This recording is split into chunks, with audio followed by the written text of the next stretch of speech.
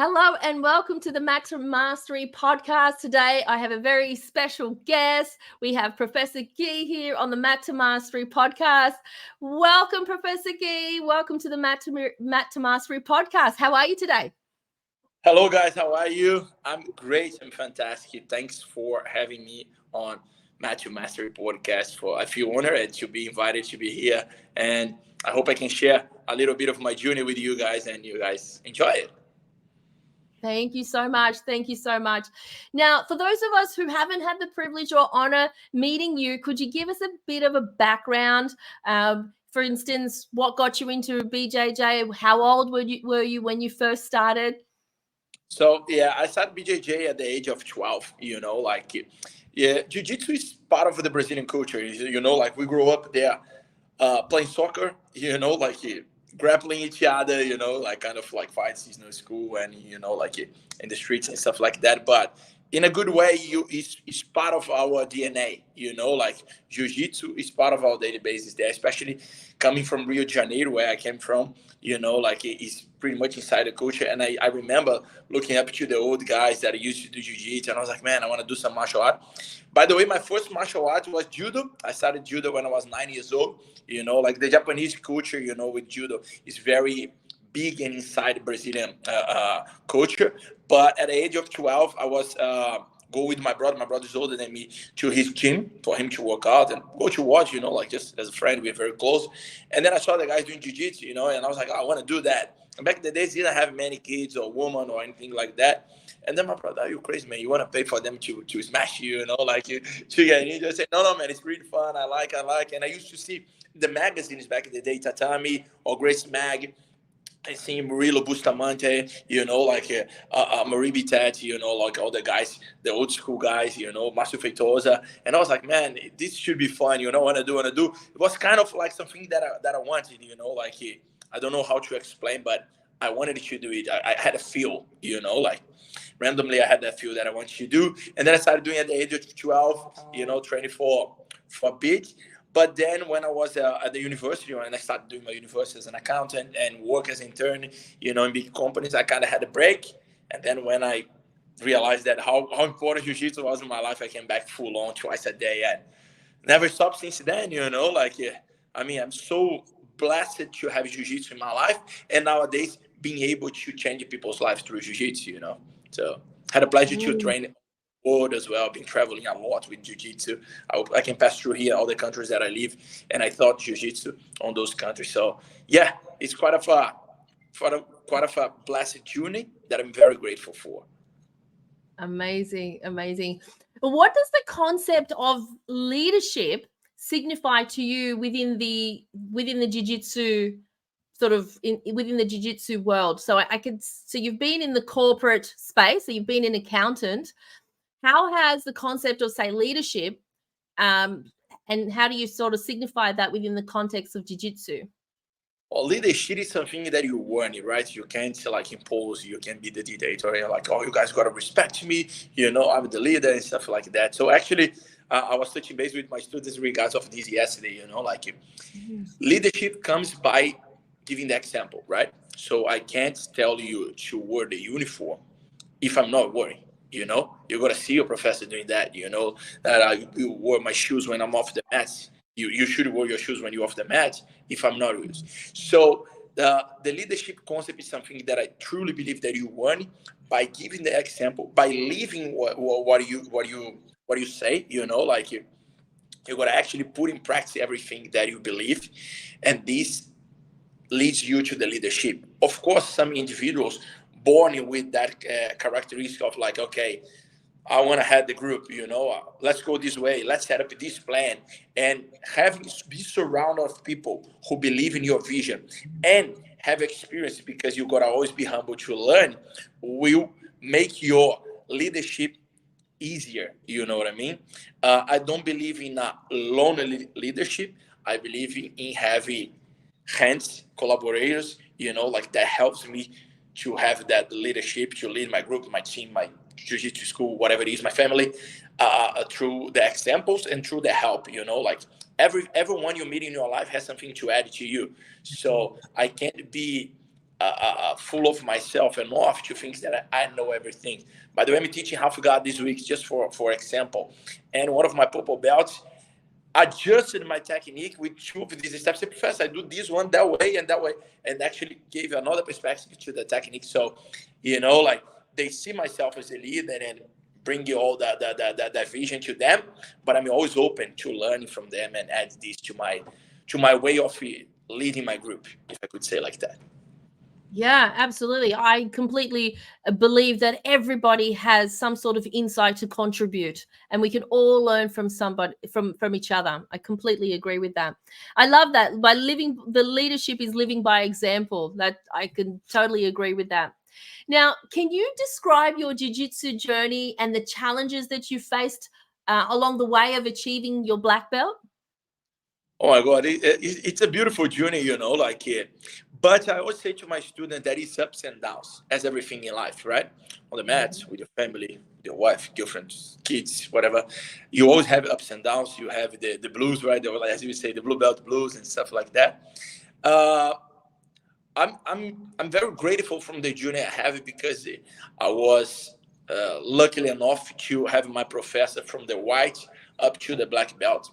Like we're very close. We still are very close, even though that we are so far away nowadays. We still communicate a lot, and I still get a lot of advice from him. Of course, during the long way, during the path of achieving the black belt, what is actually the beginning, right? You face moments there where like I lost competitions and I got really upset and unmotivated, like I don't want to compete anymore. That's not for me. Moments at the gym that you're not performing the best way and you feel like, should I keep going? Should I stick to jiu-jitsu or not? Moments where you like you have some injuries, like and you let's say break a finger or like I have back problems, lower back problems. I was like, should I stay? But being resilient enough and find the passion, within the martial arts that I have, like jiu-jitsu, it made me overcome all these hurdles, like all these walls that was put in front of me. I could overcome because I had passion, because I actually love what I was doing. I love jiu-jitsu, like nowadays as a professor and back in the day just as a practitioner, just as a so this made me like be resilient because I always say here to my students, I say, guys, you can find an adversity and give up, straight away, be a quitter, right? Excuse me. Or no, all good. Or you can find an adversity, like a problem or anything, and try to overcome this by finding the best solutions, like getting help from others who are on the journey longer than you, being open to learning, being humble enough to say like, okay, someone's better than me, I need to train more, like, and being young, athletic, I was like, no, I always want to be the best, I always want to be the best. And there is always someone better than you, Jiu-Jitsu is so good because in a daily basis, you deal with the defeat. In a daily basis, tap and start again.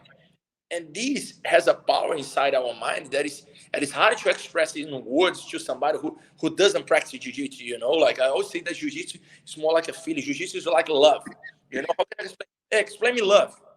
Some people say, I love my kid, I love my dog, I love my partner. But you just know what is love when you experience love, right? When you have that feeling. So jiu-jitsu, I believe, is the same, like you got to have that feeling.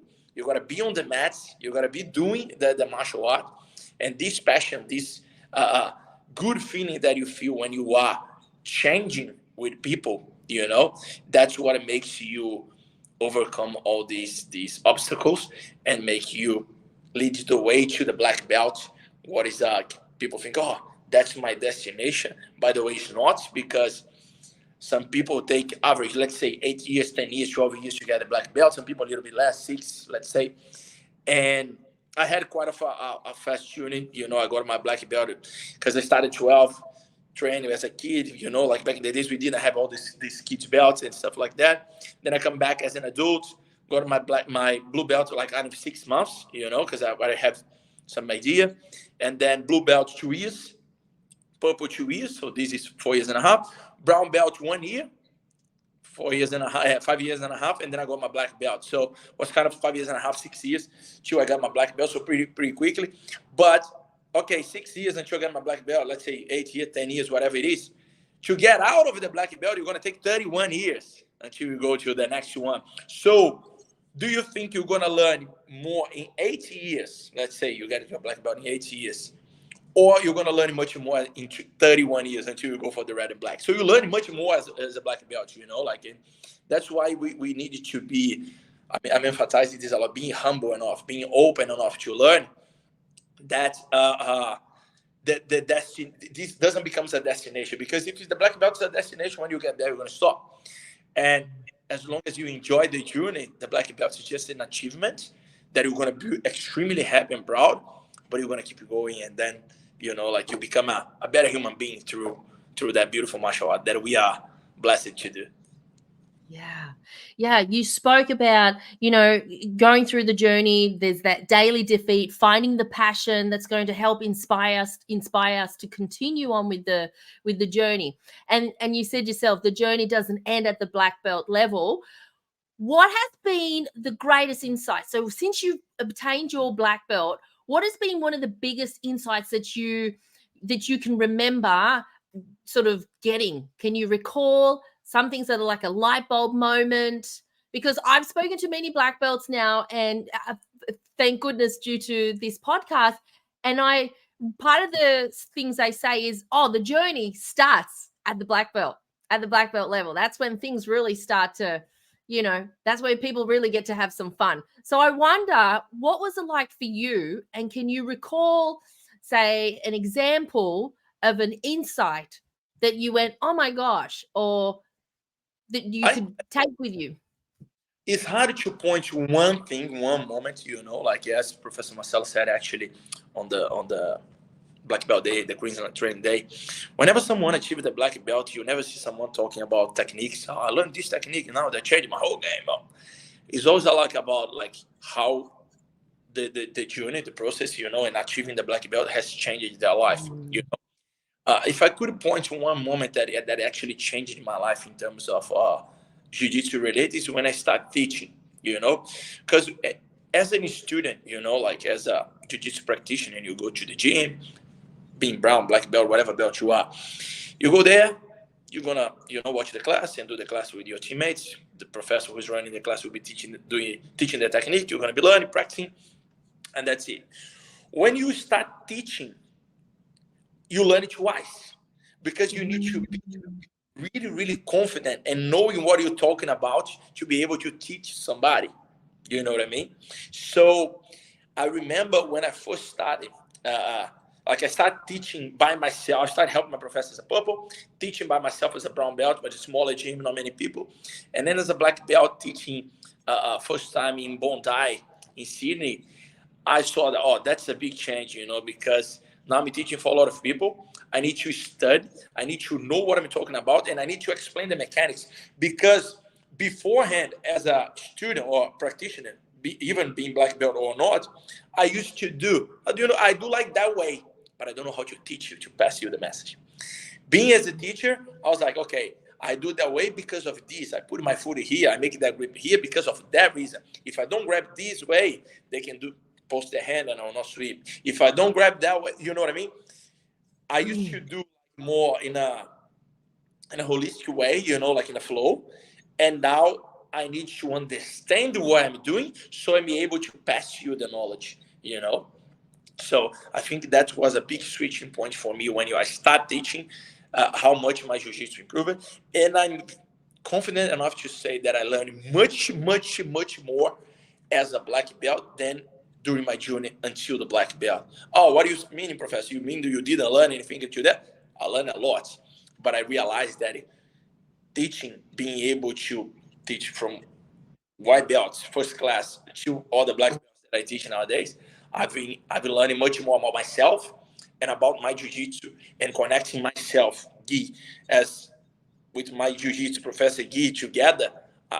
I get to know myself better, and this I can provide a better service, a better jiu-jitsu experience for the ones who are sharing the mats with me. Mm. When you mentioned how, you get to learn more about yourself, what did you discover about yourself? I discovered that I wasn't as good as I thought as I was. I discovered that I need to be very humble because, as I told you, I learn a lot from my students, from people that I learn from white belts, like sometimes the white belt professor, I saw this, or what about if I do my grip like that? And actually this changed my game as well. So I discovered how much confidence jiu-jitsu gives you, right? And you feel empowered. But at the same time, how much you don't know anything, like that you need to be able to learn from everybody. And then sometimes training with the lower belts, they get you in a good position. You're like, oh my God, this is my student, like this is a blue belt, a purple belt, and it's kicking my butt. So gives you that confidence as a person, as a human being, but at the same time, it humbles you in a daily basis. In a daily basis, you're gonna deal with the defeats. We're gonna deal with the positions that you don't expect. You're gonna deal with emotions. We're gonna deal with the okay, I gotta be calm now. Someone's on mount, put a lot of pressure on me here. If I panic, I'm gonna draw. I'll tap, right? So teach you a lot of on how to do with your own emotions. It's not physically, it's mentally. It's much more mentally than physically. That's why the martial arts created by the smaller people to beat the bigger opponents, right? So it is. I feel that I'm in a deep meditation when I'm training, when I'm inside the moment there. Forget all my problems. I forget everything that's happening, and I just focus in that moment there, and then I can truly live that moment.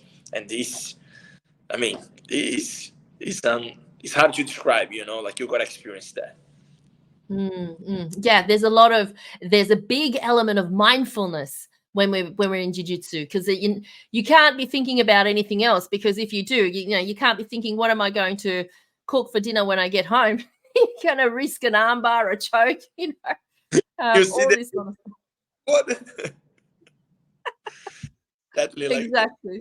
Exactly. So what role has jiu-jitsu played in your own personal development and on a daily life? I know emotional intelligence, you touched on how to deal with your emotions. Can you give us some examples on how it's played out in your daily life? I mean, made me more like self-controlled person. Like I used to be quite stressed. Like uh, problematic kid, but in a good, not in a bad way. Like I was always a really good student, respectful to my parents and stuff. But I always had like a strong personality. Like I didn't take shit back home, and like it made me like the quote I have here at the gym. Be so strong that nothing can disturb the peace of your mind. So whenever something nowadays like happen that could take me out of my sense, it happens. Yes, in the pharmacy, one of the guys was trying to be smart ass, and I was like, breathe. I was like, is that worth it? Like to go into that arguing, or end up in that fight, or like think 2 times.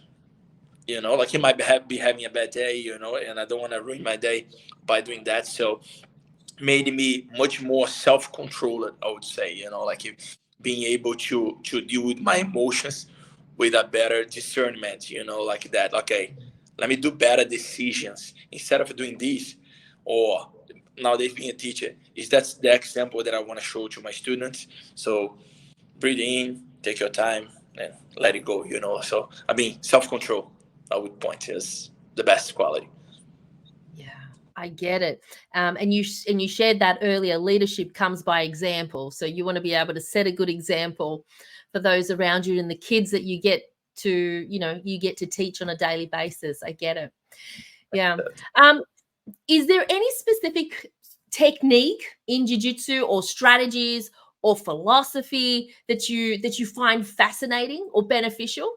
Because I know in jiu-jitsu there is so many, and I wonder if you have a favorite that you live by, or that you A, find tech fascinating. a technique or a quote? Technique, Technique. I mean, strategies, or philosophies, whichever one. What? I think in the moment you shake hand with your training partner, you're gonna make him as uncomfortable as you can. So he will give you the way to find a submission, to sweep them, or to pass their guard, or something like that. I prefer to play guard. I prefer to play on the bottom. Uh, I have such techniques that I like, for like bow and arrow is one of my favorite techniques, you know, triangles and ambas, stuff like that. But I think in the moment that we start sparring, I want to put you out of your comfort zone. You know, like out of your comfort zone is where you're going to grow. So it's good for you as well. You're going to take benefits from it, but it's going to probably lead me to where I want to go. If he's passing your guard, if he's sweeping you, if he's getting your back, if he's submitting you. So it's going to lead me to the destination I want, to the outcome I want from the sparring. And I was trying to be calm there, breathing. It makes a massive difference. Whenever I try to rush and I do mistakes. You know, whenever I try to, I talk to myself a lot when I'm sparring. I say, hey, chill, bro. Look your breath. And I was like, look your breath. And I remember my professor saying that to me. He's like, stop. I say, what happened? He's like, look your breathing. And I was like, and then nowadays I talk to myself, you know, when I'm in a rush, I was like, hey, stop. Look your breathing. What are you doing? Don't try to overstrength him. Put your techniques in place. Okay. Did you get what you want? Yes. Facilitates? Yes. So I prefer to live by that directions, you would say, you know. Yeah. You know, I read that the Japanese word for us means to push, to endure, to have determination, persistence, and patience. And it's all encompassing, right? It's all of that. And recently I was put in side control. So I'm on my back and this heavier person had me in their side control. And it was like, you know, as you said, shake, go. And I just defending. And he's like, aren't you going to move? I said, I will. I'm just waiting for the time. And, you know, once upon a time, I would struggle and I would, you know, push and I would just try, but then I would gas out quickly, you know, that whole breathing. So I'm beginning to learn and become more conscious of my own sort of breathing. When you mentioned breathing, you know, I'm beginning to learn that, hey, you got to be patient. And it's all about timing, right? A lot of people nowadays say, oh, being comfortable and uncomfortable, being comfortable and uncomfortable. And but that's actually true, you know, like what you said, like, okay, you're gonna move. Yeah, I'm waiting you to move. That's when you're gonna give me the gap to get what I want. Some dude was on my back here, I think Monday. And I was like, okay, whatever I try to do now, he's gonna get tired and he's gonna choke me out. I'll wait him move. When he move, boom, that's what my time to escape. So you got to be patient, you know, like you got to know the exactly moment and understand that as well as in life, things doesn't happen exactly where you want. You need to wait, time to mature, and taking the opportunity when the opportunity presents itself. Yes, I love that. I came up with this analogy when I've been doing some speaking, and I've put an analogy together to use martial arts or jiu-jitsu experience into personal development. And it goes like this. It's called the FIT principle: focus, intention, and trust. So the F is to focus. So for example, I trial this on myself. So when I'm on the mats, I focus, you know, obviously you're focusing on what your strategy is. The intention is, okay, let's put out what it is that I'm going, you know, you can set the intention, but as you said, sometimes that intention doesn't always work out. Sometimes you've got to course correct and move in other ways. But then there's also the trust, you know, trusting that, you know, that you have it, and that's the confidence that you brought up earlier as well, knowing that you have the capacity and the experience that whatever comes out of that is going to work out for the better good. And so I believe sorry about interrupting, but in being adaptable, you know, like sometimes you're looking for the neck, but the arm is there. Get the armbar, you know, like, and I do those analogies to life, you know, being adaptable. Sometimes you're looking for something, but another really good opportunity or position or whatever it is pop-ups here. Why don't take that as well, you know? So being adaptable, you know, like understanding the whole vision, not having a tunnel vision, one thing, but being able to see everything. I get it. And how wonderful is it that you can use that philosophy into everyday life as well? You know, being adaptable to sometimes things happen in life, the unexpected things, and it's just adapting to the situation. I was going to ask you, what's going through your mindset the moment you step on the mats? Whether it be, I mean, I dare say it would be different when you're in competition, but what is the main sort of, thought process that you have just before or just after stepping onto the mats? I can be with any problem, and sometimes we have, as soon as I step on the mats, I try to leave everything behind and focus just in the present moment. And the present moment on the mats is jiu-jitsu, either if I'm going to teach or if I'm going to spar, if I'm going to drill, I try to focus just on okay, what can I do to have to make the most of that time here on the mat, of that experience, training with my students or teaching or doing a private, whatever it is. What can I do to have the best, from being present here on the mat? Forget everything else. Don't try to do I'll do this, but let me pay attention on the others. No, be present on the moment. And my mindset is focusing on what I'm doing. Focus on the technique, focus on the sparring, focus on the specific, and leave that moment. This will lead you to the best outcomes. Yeah, without judgment. Because I'm one of these recovering perfectionists where, I would make a mistake and then I would be, why didn't I do it this way? And it's like, forget about it. Don't judge it. Just, it is what it is. Move on. I'm very competitive. So I went to an open mat those days and someone swapped me in the 30-second. I was like, I was complaining to the heel. Fucking he swapped me that way. He shouldn't, I did put my leg in the wrong place. And I was like, people were like, forget, bro. I remember things from 10 years ago. Oh, really? It's like, that day I was blue belt. He got me that way. I have a very photographic memory. I remember which place on the mats and stuff like that. Wow. And then I work correcting those things, I try to work that for the good, not to keep it inside me, hurting me, but okay, that next time I'll not put my leg there anymore. I'll be more patient. I wasn't. Sad. Oh, valuable lessons learned. What's the worst thing about jiu-jitsu and what's the best thing about jiu-jitsu or your experience? Oh, the worst thing, it's hard to find a worst thing about jiu-jitsu, but as Grandmaster Gracie used to say, nothing in life is 100% good, nothing in life is 100% bad, right? So the worst thing about jiu-jitsu is if you have it an injury, if you eventually have an accident and hurt yourself, physically and mentally, is dealing with the defeat on a daily basis. No matter how good you are, you're gonna tap. Can be Roger Gracie, he taps on the training room. I've trained with him a couple of times, couldn't defeat him at all, not even close. But everyone, you're gonna get caught in a position, and from the mental side is being resilient. That's the hard part, because sometimes everyone has ego, no matter what, and sometimes you get too proud. You shouldn't. That's the bad part. And jiu-jitsu helps you.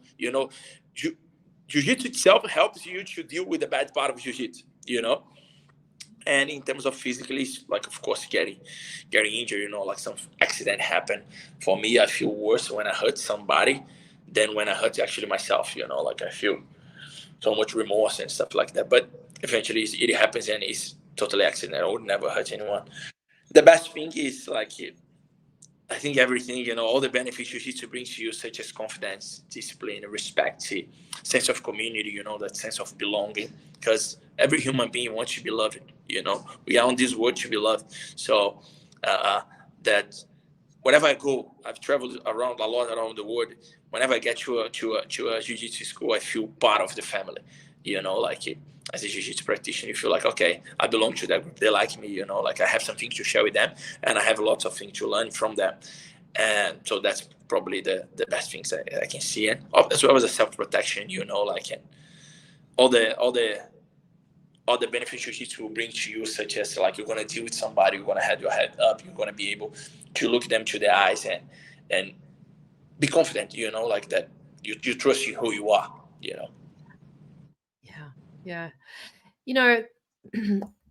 Many years ago, me and my daughter went roller skating down this hill. I said, oh, it'll be so much fun. I said, we're just going to hold hands and we're going to go down this little slope. It's going to be so much fun. And as we rode down, she started to drag behind me. My roller skates decided to pick up more speed. And then I had to let her go. But then I didn't know how to stop. So then I was like, oh my God, I'm hitting panic, right? I'm thinking, oh my God, I'm not going to know how to stop. So then there was this silver handle on the rubbish bin. I thought, oh, I'll grab hold of this handle and I don't know, we'll just hope for the best. So I took hold of the handle. I spun around 360. I sprawled back onto, I break fall onto the ground, and I got back into combat stance. Like this all happened automatically. Muscle Right? memory. Muscle memory. And I didn't even think about it. So all the years of practicing break fall, getting back up, and all of a sudden, I'm wondering, has anything like that happened to you?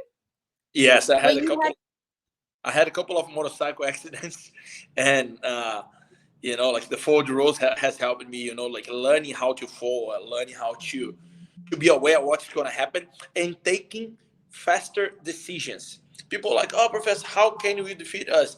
Like, look, everything that I'm going to try to do, you already know what I'm going to do. I say, bro, every day that you train, you make your computer faster, a better processor. You know, like it's like you are a new computer, the other one's an older computer. You're going to open the same web page, but one is going to open faster than the other one. So by the grip you do, I already expected something. Okay, he's making that grip, so probably he wants a new belly or whatever, you know. Okay, he's holding a core, so probably he's this way, so he's probably looking for a loop choke or an Ezekiel or whatever. So you know what I mean? Like, makes you identify things and being able to take decisions, because you're like, okay, you took the decision for holding the handle, right?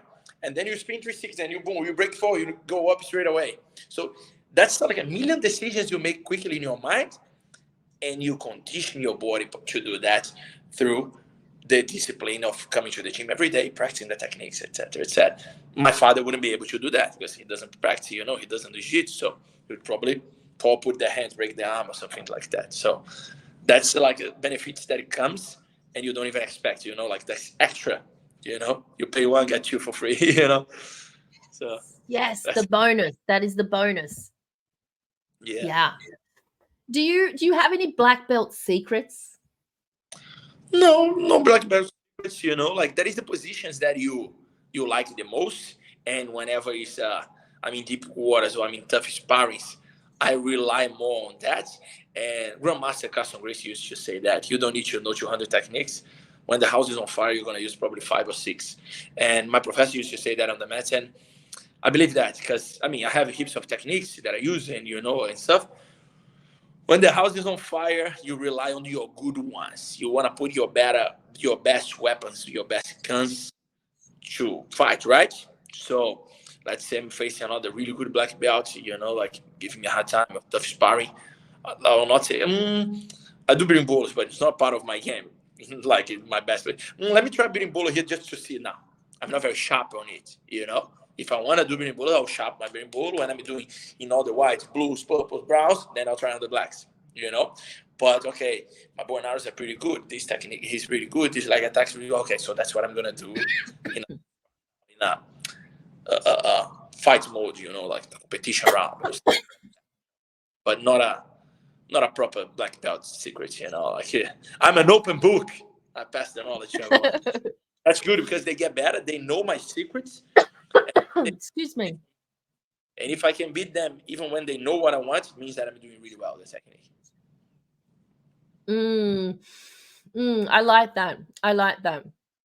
Has it been, or what's been the most unforgettable or significant experience in your jiu-jitsu journey? Can you recall one? I mean, it's hard not to say the black belt achievement, right? Because it's such a remarkable moment in anyone's jiu-jitsu journey. But winning the first competition was pretty nice, you know, like winning the first super fight. My first defeat, you know, like I didn't compete as a white belt, but I competed as a blue. And I went to that competition. I was really good at the gym. I was the best at the gym. And I went to that comp and I lost. You know, it's such a tough fight. And this was a very unforgettable moment. I still remember the guy and I'm going to still fight him someday. You know, I don't forget. But yeah, there is good moments, you know, like that can be related to good experience as such a winning, but it can be related to a defeat, you know, like definitely that defeat was very remarkable in my jiu-jitsu journey. The first win was very remarkable. Winning my first competition as a black belt here in Australia in front of my students, like not as a student anymore, but as a teacher, was very, very good experience. Was very enjoyable, and definitely I can't say otherwise. Reaching the black belt, achieving the black belt is a vibe. I recommend. So that's why people say don't give up. And it's something that my mom used to say. My mom is already passed away, right? She used to say, knowledge no one can take from you. They can take your clothes, your money, everything you have, but they can't take what is here. That's forever. That's yours. And knowledge is never enough. So as long as, like, for example, you're purple belt, right? No one can take it back from you. You can stop today. In 20-year time, you might be a bit rusty, if you're not practicing, but you're still purple belt. No one can take that from you. That's forever. No one can take my black belt from me. I got it legit. So even if I stop, and I will not, if God says me, you're going to live up to 85 years old, not training jiu-jitsu, or 65 training jiu-jitsu, I stick to 65. I wanna be on the mats, So it's something that no one's gonna take from you. So it's a very, very important moment during the jiu-jitsu journey. Yeah, I love that. What beautiful advice given from your mum. I wonder, what type of advice would you give to someone who might currently be grappling with some lack of motivation or inspiration to continue their journey? What would you say to them? So, my friend, it's easy to say, but you got to feel. Just keep going, man. Keep showing up. Like if you are injured, just watch the technique. If you're not feeling, coming to the gym, you're gonna always have a good time. Like keep being resilient, keep doing your best. Like keep overcoming, because I prefer to have the pain of regrets than the pain of like I haven't done that. Like so. You never regret a good jiu-jitsu session. You never regret in learning something. You never regret in achieving, a stripe, a blue belt, a purple, black, whatever it is. So just keep coming, man. I know it's hard. It's harder for me as well. Not every day I feel motivated to train. And I love jiu-jitsu more than anything else. Not every day I feel like, okay, I really want to teach that class. Oh, I'm so excited, so motivated. No, but through the discipline, I make myself there. And when it's done, I was like, yeah, actually it was good, it was a good experience. So I always recommend that, like, just don't give up. Just keep showing up, like, keep fighting, like, if you feel like, I don't want to breathe, you're going to stop breathing? No, you're going to still breathe, right? Otherwise you die. So it's the same. Just keep coming, having a good moment. Talk to the ones who you trust. They will always give you a good word. And this can help you, can boost your motivation to keep coming to the mats. Yeah. Do you ever lack motivation? 100%. Yep. Like everyone, but motivation is a non-reliable friend, right? I'm very fit. Like I love the discipline of eating healthy, sleeping well, and training a lot, gym and jiu-jitsu. I feel motivated most of the time because for me it's definitely not a pain. It's a pleasure to train most of the time, not always, but most of the time. But the discipline will overcome the motivation, like, so the day you motivate, everything's good. Okay, I'm super pumped. Let's go. Let's train. Amazing. Fuck, today I don't want to teach, man, or I don't want to train. Oh man, I'm so tired. But you're like, okay, I'll keep it going anyway because I know how good it will be. I have the discipline enough to keep it going, to keep it doing it even in the worst days. So whoever says that, like, oh no, I don't like the motivation, they're lying. Like all the top level athletes in the world, they say, no, not every day we are motivated, but we have the discipline to keep it going and putting the show. The show must remain going on. Yeah.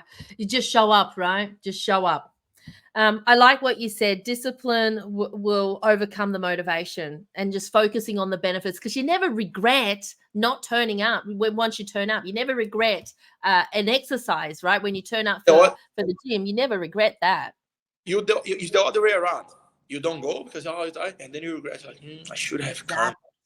What did I lose? Like, oh my God, I'm here at home and I ate a chocolate and now I feel shit. So you don't regret when. Yeah. Yeah, I get it. I get it. Oh, okay, I'm gonna ask you some other questions. So these are some fast, fun fact type of questions. All right. So Let's they're gonna be go. coming. This is fast sparring. This is equivalent to fast I'm sparring. afraid. I'm afraid. All right. Ready? Let's go. What's your all-time favorite movie? And can you quote a line from that movie? Of course, Rocky Balboa. You know, the Italian stallion. Of course. You know, man, no one cares. Their life is not like rainbows and butterflies. You got to keep getting heated, go up, and keep moving forward. That's how you win. Rocky Balboa, the big man is lie. Oh, I love That's it. no What's matter your how go? hard, but how hard you can get heated and keep moving forward. That's how you win. Can you repeat that? No matter how hard you can hit, but how hard you can get heated and keep it moving forward. That's how you win. Grandmaster Helio Gracie used to say something similar. He said, I fight not to lose. If you can't submit me, you can't tap me out, I didn't lose. If I didn't lose, you didn't win. I always keep moving. Makes sense. Next question, or next fun facts. What's your go-to karaoke song, and can you sing a line? Brazilian samba, Brazilian pagode, you know, like Brazilian music for sure. You know, like I love it. Any kind of samba, pagode, you know, like so. Yeah. How does it Like, go?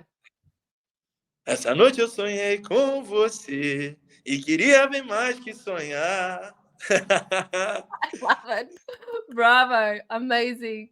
Do you have a favorite joke or a funny story that always makes you laugh? Oh, I mean, I have funny stories with my brother. You know, he's such a joker. You know, he always pull out jokes and but not any specific one that I could remember. But being with him, man, someone do something, he just looked to me and I like, I can't hold myself. You know, like this guy's funny as fuck. Does he do jiu-jitsu? No, he does. His daughter does.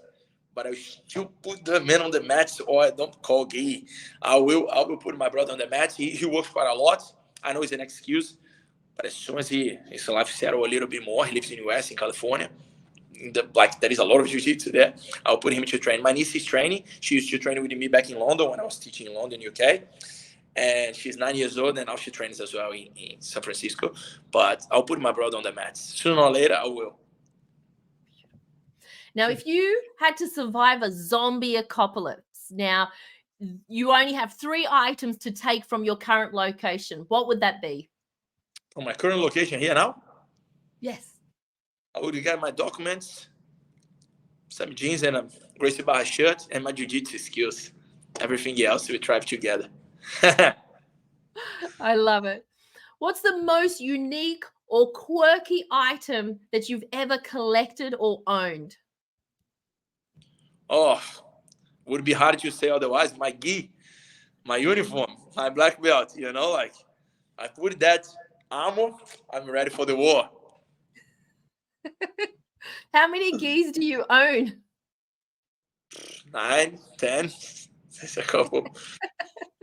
No, 9, and I got 2 more yesterday, so probably 11 now. Wow. And what's your ultimate comfort food that never fails to lift your spirits? Oh, it's salt or sweet. I mean, for salt, I go for prawns, garlic prawns. I love prawns. Prawns is my go for food, you know, like just fried with garlic. Whew, don't need anything else. And as a sweet, chocolates. I'm such a sweet tooth, you know, like I love chocolate. Chocolate's my thing. I love it. Yeah. What's your favorite chocolate? Which one? I mean, I don't like any, to be honest, you know, but milk chocolate with hazelnuts, I love it with hazelnuts, you know, like I love Kinder Buenos. Honestly, any chocolate you give me, I'll love it, you know, caramels and like, stop it. You like the surprises in the Kinder surprises, don't you? You like the little toys that come out of those little eggs. Exactly. We are eternal kids, you know. The fun, the surprise is what brings the happiness. Yeah. Oh, speaking of happiness and kids and bringing out joy, my daughter just started jiu-jitsu. It's been 3 weeks.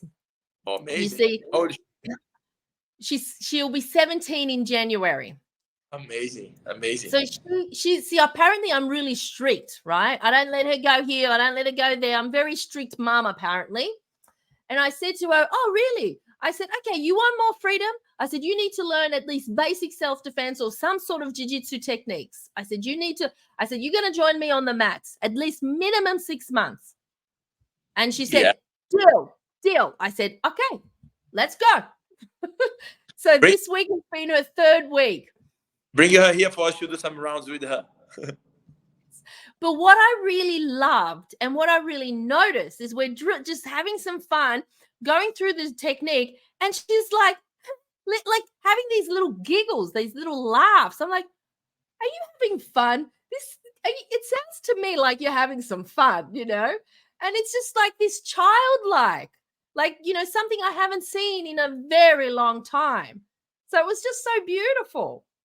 Jiu-Jitsu makes us express feelings that sometimes we hold in deep on us, so that's why I love that. You see the true colors of each person on the mats. They can't keep the mask on, whatever, you're gonna see that. So she's probably still a kid, and she's showing that happiness through jiu-jitsu with you. Yeah, it was beautiful. Alrighty. And speaking of emotions, my goodness. Anyway, we'll get to that in a minute. So if you could meet someone historic, so a historical figure, living or dead. Easy. A part of my mom that already dead, Master Carson Gracie, Grandmaster Carson Gracie, the biggest of all time. Don't need to, even to complete your sense. I'm in love with that man. I would love to have met him in person. Grandmaster Carson Gracie, the biggest. Love him. Much respect. What would you say to him? Thank you, bro. Most of us, biggest part of the jiu-jitsu martial arts, it wouldn't be here if it wasn't because of you. So thank you. I have food in my table because of you. I'm on my gym because of you. I have this clothes here because of you. So thank you, Grandmaster. You are the man, after God, you are the man, Thank you so much. I wish I could learn from you. And if you could learn something from him, what would that be? Listen, whatever he says, not technique-wise, but the people used to say that he tells you exactly what you need to listen to him. He boosts your confidence in a way that you feel like unbeatable. Everyone who had the pleasure to meet him says that the guy was different, it was just different. It's hard to explain. It was different. He took the knowledge straight from the source, from his father, Grandmaster Carlos Graciano, as well, Grandmaster Helio Gracie. And, he was the guy who started teaching what we see as jiu-jitsu class nowadays for groups, for the passing system. He created MMA pretty much, you don't see an MMA gym without a Carson Gracie hood. You see Nova União, it's Carson Gracie, that is Carson Gracie hood on True Adaptable de Janeiro. American Top Team, that is Carson Gracie hood there, Conan Silveira, Team Alpha Male with Pateta. This guy, he changed the fight. Not this guy, let's be really honest. Gracie family. The Gracies, they changed the way people fight in the world. No one is stepping in an octagon. No one scramble nowadays on the floor without knowing jiu-jitsu, So they changed the fighting system in the whole world. Any Grace, they're amazing. But Grandmaster Carson, he was different. Amazing. Can you remember any stories about him that anyone has shared with you? He has so many funny stories. He was a very rude guy. He used to come, oh wrong, and people like him. Guys that nowadays are red belts and study techniques and trying to pass. He was like, everything wrong. This hand here, put it there. Problem solved. The technique was solved by the look, by that way.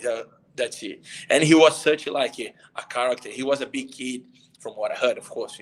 Looks like I met him and I'm saying that, but from all these stories I've listening and hearing from many people who had experience with him. And he was a guy who likes like French music. He was a very different taste, you know, like, and he was such a character, like Grandmaster is different, you know, like guys that were like world champions, and he was old guy, 60-year-old, big belly. The guy like, don't train with me. Guy, 3-4 time world champion. The guy like, he was like, okay, fuck. He passed the guard with the guy in 1 second to meet him. Like, it's not that level, you know, not that level, honestly. Yeah. So where do you hope to see yourself in the future? Do you have any big, grand, any visions, any major goals that you wish to achieve? My goal is to keep it growing my school, you know, like keep it taking the benefits of jiu-jitsu to others, you know, like, and changing the people's life through jiu-jitsu, as jiu-jitsu has changed mine and changed a lot for good. I want to grow my school. I want to keep it sharing the mats with good people, passing this beautiful martial arts for everyone, and making the world better through jiu-jitsu, you know, like making better people. It's hard to find you know, like a smart ass on the mats, you know, like usually people who are on the mats, they're good people. So I just want to keep it spreading that, teaching, learning, having good moments, and making the school bigger, you know, bringing more people to enjoy the benefits of martial arts. And yeah, like that's the goal, you know, like my dream, that in terms of professional dreams, I'm reaching, you know, that is to own my school and, you know, like live to what I love. And now it's just like, I really want to get married and have kids for sure. That's one of my life goals. But in terms of professional, is grow the school, you know, like eventually have another school in the future and put more people on the mats, you know, like the world would be better if more people practice jiu-jitsu for sure.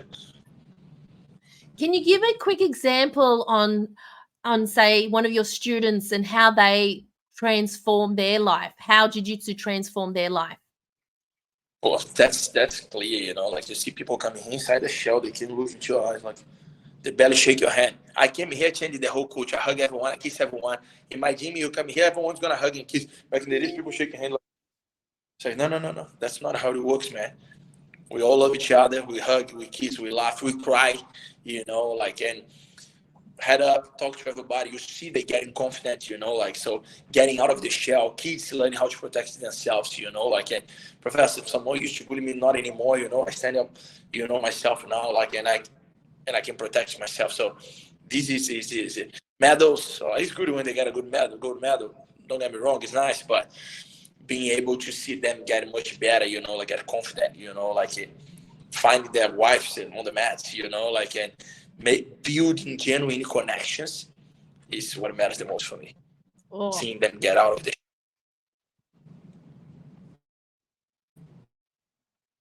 Yeah.